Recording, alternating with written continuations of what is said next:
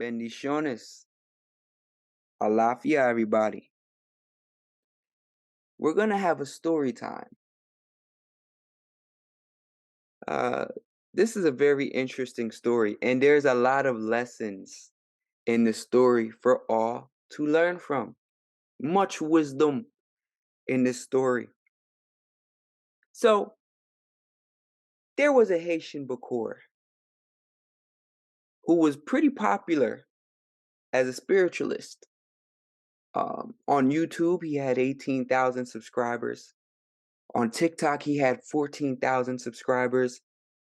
He had over 2,900 YouTube videos in a 7-year career. Now, along this career, this Haitian Bokor had many spiritual beefs. One in particular was with a Caucasian occultist by the name of E.A. Cowedding. And this occultist was very popular at the time. You know, he was much more popular than the Haitian Bokor. And there was a beef that was sparked between the Haitian Bokor and the Eco wedding. Some years later, that occultist, an incident occurred revolving around that occultist's name. That was the reason for that occultist being banned uh, uh, from YouTube and a few other social media accounts. And so that Bokor continued on this pattern of spiritual beefing. You see, he didn't know how to elevate his brand. He didn't know how to grow and transform into an actual boss, into an actual king. But he liked the image of a boss. So he would smoke cigars and wear, cheap suits in an effort to make his audience think that he was some type of boss. And so he continued along this path of beefing in order to maintain relevancy within the spiritual community.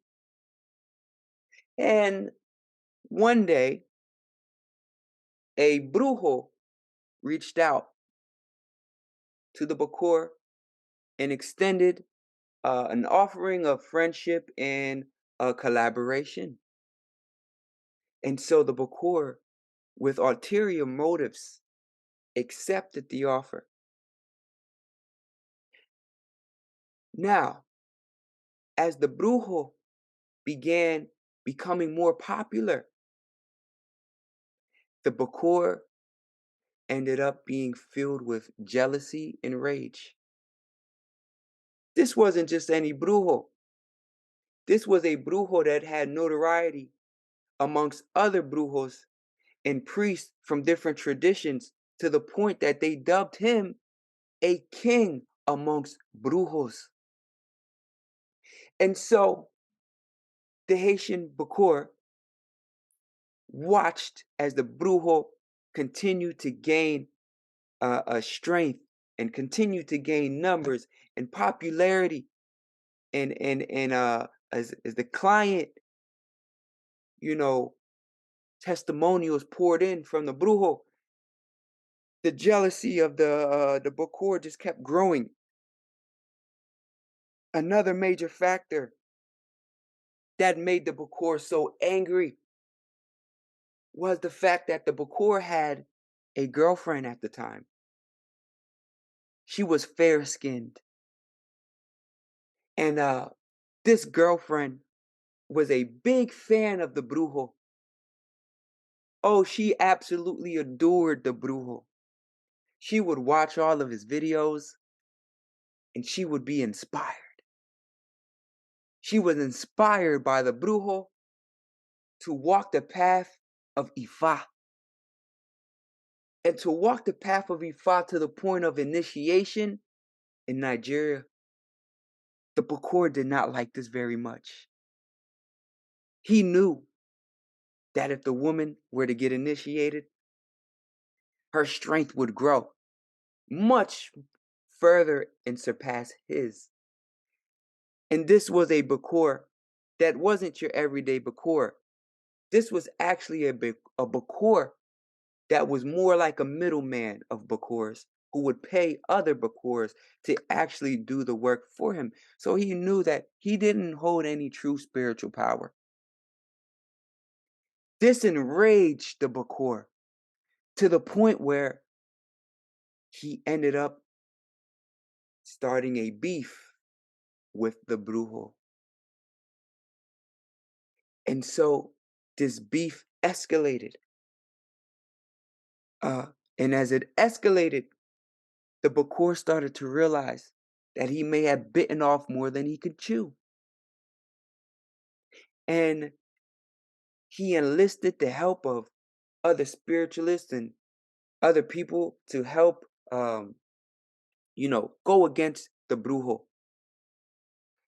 But in the midst of that, even people that he enlisted realized the true nature of the Bokor. And so then the Bokor started even beefing with those people. The Bokor just couldn't possibly get along with other spiritualists.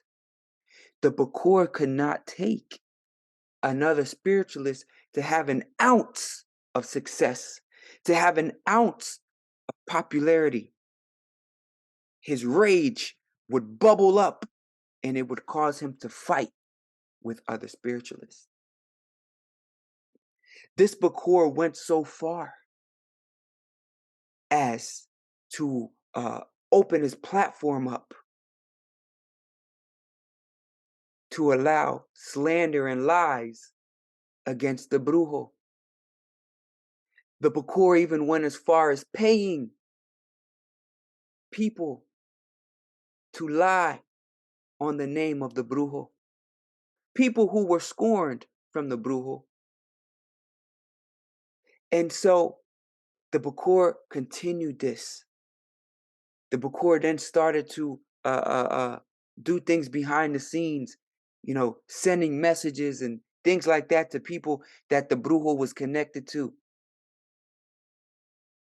And in the end, one day, this Bokor gets a frightening email from YouTube. His account was in jeopardy. 7 years of hard work, 2,900 videos of work was in jeopardy. 18,000 subscribers on YouTube was in jeopardy.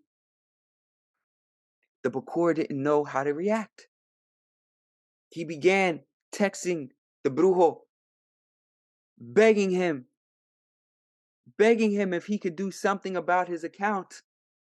And the Brujo would hear nothing of it because this was a very ruthless Brujo. See, the Bokor underestimated the Brujo. He didn't understand the capabilities of the Brujo. He didn't understand that the Brujo is always strapped when he hit the club. Shout out to Weezy. And so the Bokor's channel was terminated. Not only that, in the same afternoon that he lost 18,000 YouTube subscribers with about 3,000 videos uploaded to his channel and a body of 7 to 8 years of hard work. His TikTok of 14,000 was also taken from him. And so now the only true voice that the Bokor had left was ripped from his throat. And the Bokor began to fade to black. The Bokor became the new EA co-wedding. The Bokor walked the same path as EA co-wedding. The Bokor felt the same banishment as EA co-wedding. And now to this day, this Bokor sits and sulks in his room as he has lost everything. He lost the fair-skinned woman that he loved so much. He's lost his clientele. He's lost his reputation. He's lost his channels. He has nothing but lies. And he sits in sadness, contemplating if life is even worth living. This is the tragic tale